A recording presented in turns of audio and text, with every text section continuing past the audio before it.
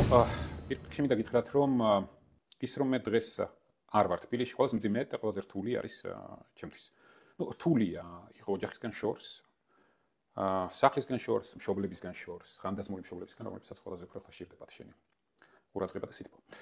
მაგრამ არსებობს ობიექტური რეალობა და ობიექტური რეალობა დღეს შემდეგში მდგომარეობად მოგხსენებათ ოცნებამ რაღაც პერიოდის წინ შექმნა ეს სასაცილო კომისია, გაწოდებული წულკიანის კომისია, რომლის მთავარ მიზნად გამოაცხადა ნაცვალ მოძრაობის მიერ ჩადენილი დანაშაულების გამოძიება და საბოლოო ჯამში გაირკვა ის, რომ ამ წულკიანის კომისიის მთავარი შედეგი გახდა ორი აღძრული სისხლის სამართლის საქმე და ორივეს მთავარი ფიგურანტი გახლავართ მე. ეს გახლავთ ერთი ჩორჩანაში საქართველოს ქართული მიწის დაცვა, იქ საპოლიციო საგუშაგოს განთავსების გზით და მაშინ ჩვენ უზარმაზარი ტყე დავიცავით, უზარმაზარი და არ დავუშვით ოკუპაციის ახალი ტალღა.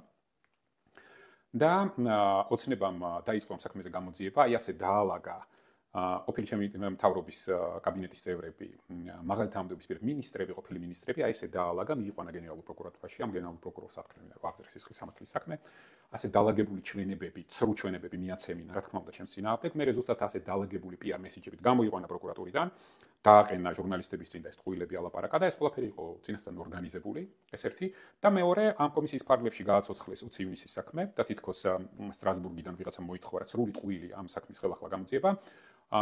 ნაცვალური მოძრაობის მიერ პარლამენტის შტურმისგან დაცვის sapolitsiო ღონისძიებაზე ახალი გამოძიება დაიწყეს, მოაწყეს იქ რაღაც ცირკი, გადაკეთეს რუსთაველი, მიიყვანეს გამომძიებლები, იქ სანტიმეტრით გაზომეს, ეს ყველაფერი ხდება 6 წლის შემდეგ. და კიდევ ერთი მომენტი.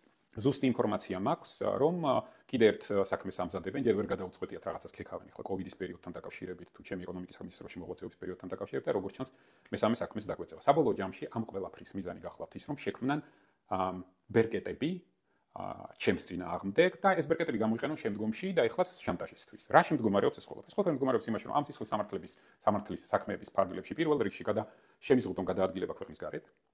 შემდგომ უკვე როცა უნდათ დაგაპატიმრებენ, როცა უნდათ გამოგიშვებენ, იქიდან გამომდინარე, როგორ იქნება მათი, რა თქმა უნდა, პოლიტიკური ინტერესი, უნდა გვესმოდეს, რომ ეს ყველაფერი კეთდება შანტაჟისთვის, იმისთვის, რომ მე და ჩვენს პოლიტიკურ ძალას შეუზღუდონ პოლიტიკურ პროცესში თავისუფალი მოქმედების შესაძლებლობა. ეს არის და ეს. დღეს მოგეხსენებათ, რომ ჩვენ მონაწილეობთ არჩევნებში და ვთვლით, რომ ეს ძალიან მნიშვნელოვანი პროცესია და რა თქმა უნდა, ჩემთვის ძალიან რთულია, ასე დისტანციურად, მაგრამ მერწმუნეთ, დისტანციურად ყოველდღიურად პარტიასთან მრავალსაათიანების შეხვედრების შედეგად ეს შესაძლებელი მაინც არის, მაგრამ საქართველოში დარჩენის შემთხვევაში, როდესაც ოცნებას ექნებოდა პირდაპირ შანტაჟის შესაძლებლობა, დაგიჭერთ, გაგიშვებთ, არ გაგიშვებთ, ქვეყნიდან გადაადგილებას შეგიზღუდავთ, რა თქმა უნდა, თავისუფალი მოქმედების შეზღუდვა არის ყველაზე დიდი რისკი და ყველაზე დიდი ზიანი, მაშინ, როდესაც შენ აქტიურად ხარ პოლიტიკურ პროცესში ჩართული. მოკლედ, რომ შევაჯამოთ ეს ყველაფერი.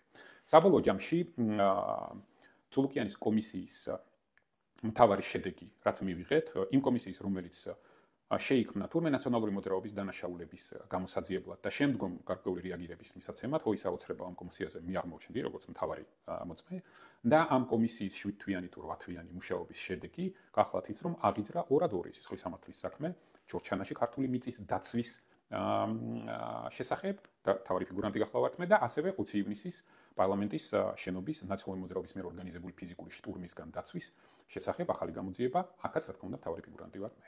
მოკლედ, რომ შევაჯამოთ, ეს არის ოცნების მცდელობა, შეიქმნან ბერკეტები ჩემი შანტაჟისთვის, იმისთვის, რომ თავისუფალი მოქმედების შესაძლებლობა შემიზღუდონ ქვეყანაში. სწორედ ამიტომ ვარ მე აქ, იმიტომ რომ ვთვლი, რომ თავისუფალი მოქმედება მაშინ, როდესაც შენ პოლიტიკურ პროცესში ხარ ჩართული და გაქვს პასუხისმგებლობა კონკრეტულ პოლიტიკურ ძალაზე, პოლიტიკურ პარტიაზე, ბევრად უფრო მნიშვნელოვანია, ვიდრე გეოგრაფიულად სად იქნები, როგორც არ უნდა იყოს მძიმე ეს ჩემთვის პერსონალურად და ჩემი ოჯახისთვის, რადგან აქედან მაინც შესაძლებელია დისტანციურად პოლიტიკურ პროცესებში მონაწილეობა და პარტიის მართვაც. სიმართლე და ობიექტური რეალობა გახლავთ ეს.